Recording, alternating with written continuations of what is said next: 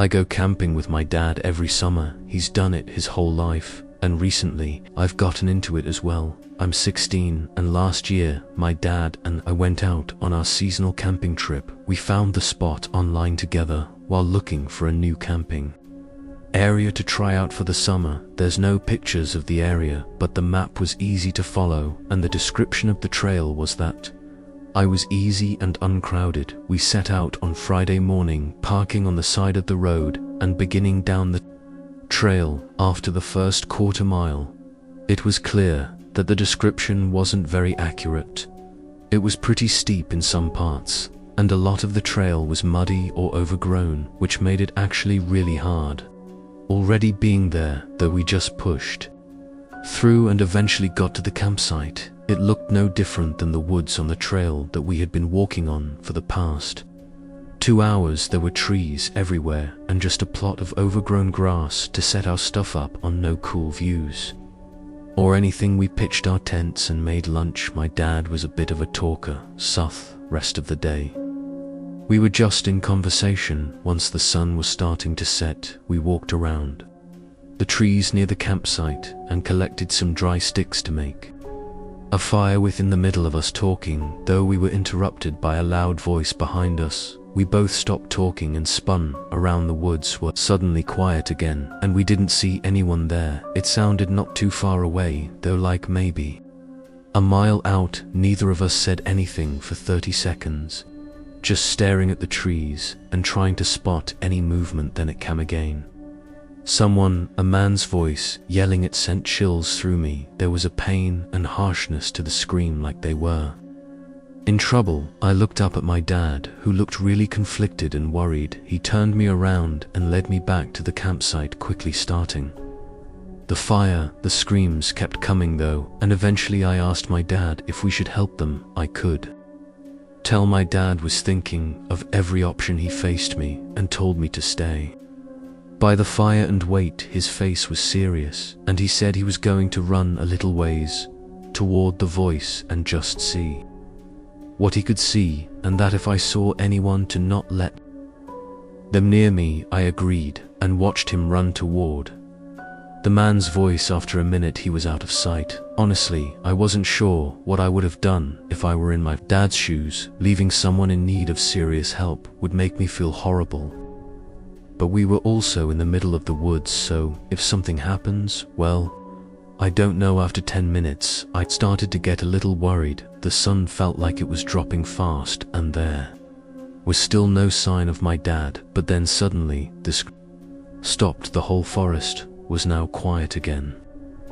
I wondered if my dad had found him and was helping him, or if something else happened still after another 10 minutes. My dad was nowhere in sight, with the blanket of darkness starting to cover the forest. I grew more and more nervous. I stood up and walked a little bit away from the campsite and toward where my dad had gone. There were still no signs of him, so I walked a little more, and then finally I heard footsteps from up ahead. I still couldn't see anything, but as the sound of his steps started getting closer and closer, an eerie, almost disturbing feeling came over me. Then just before I thought they would come into my sight, a voice to my left called my name. It was my dad, running toward me and yelling at me to go back. There was urgency and worry in his voice, so I hurried to the campsite, and my dad followed behind me.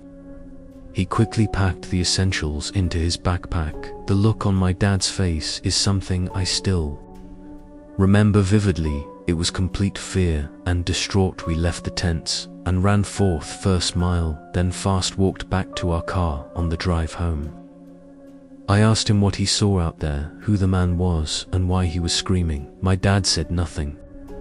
Even to this day, he never brings it up or says anything of what he saw. Every time I so much as mentioned that day, his entire demeanor changes and his face falls flat, so I just stopped asking. All I can think about now is those footsteps that I heard walking toward me, and what would have happened if my dad hadn't shown up in time. I was with my 2 college friends, doing a weekend camping trip in the woods near us. I'll use different names for their privacy, so I'll call them Ryan and Jamie.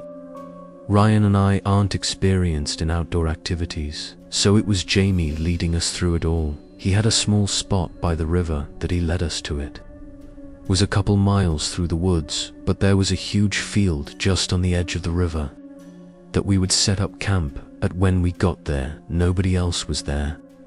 We set everything up right in the middle of the field between the woods and the river, then brought out the beers and sat around the campfire a little while after getting there.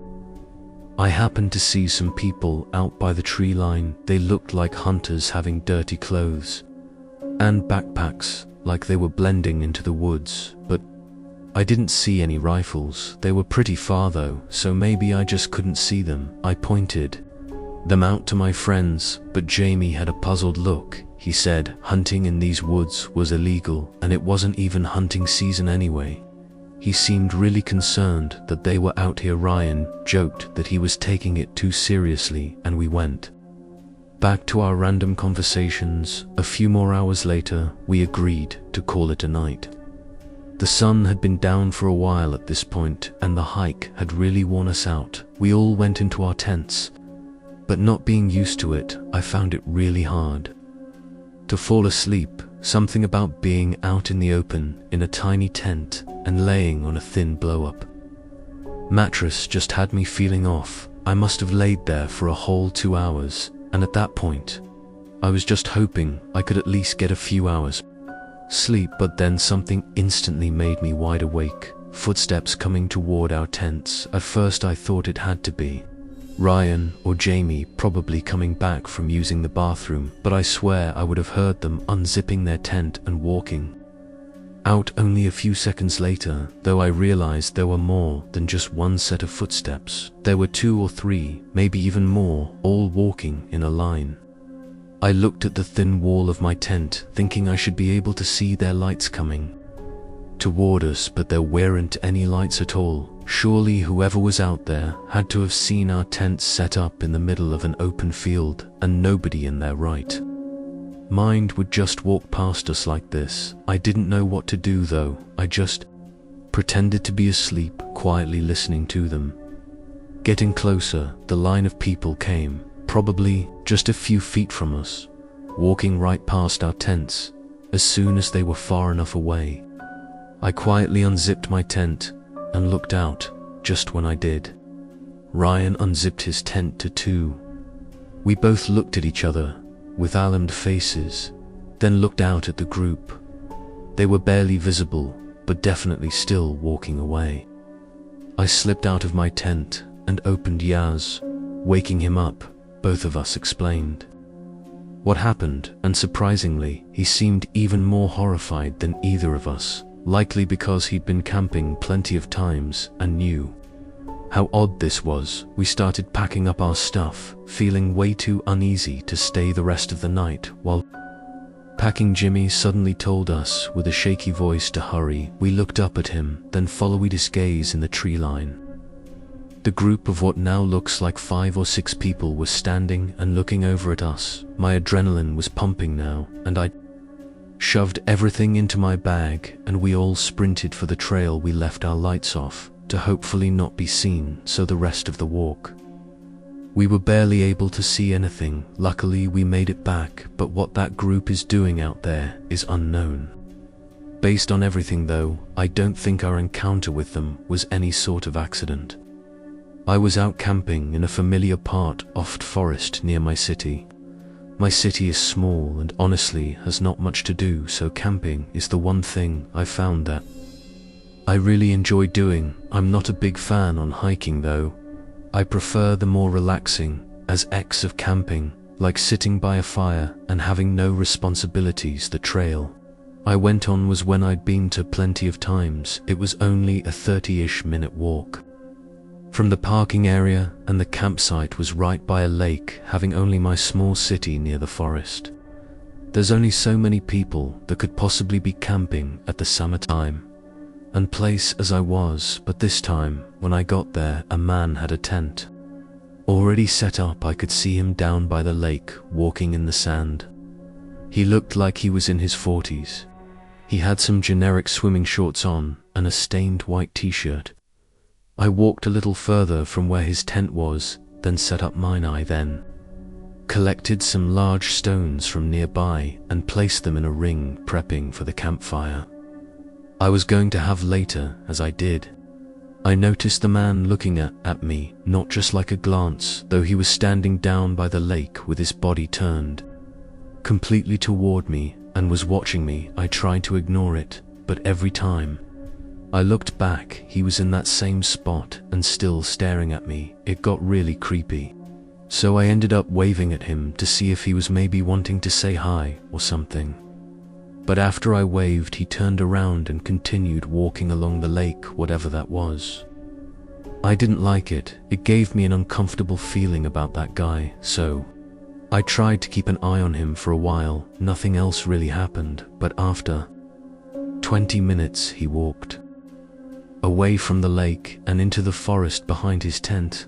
I thought there might have been a trail back there, or he could have just been walking around, but whatever the case, I was just glad he was gone. For now, I put my chair down by the lake and relaxed. I was down there for an hour or so before picking my chair back up and moving it back to my tent. The sun was setting, so I lit up my campfire. As I sat there and looked around at the forest, I suddenly spotted something far out. There was a shape next to one of the trees. I squinted, trying to get a clearer view. All I could make out was what looked like a white shirt. It was that guy again, and he was just standing far behind my campsite and staring in my direction now. This was getting really creepy. How long was he watching me for?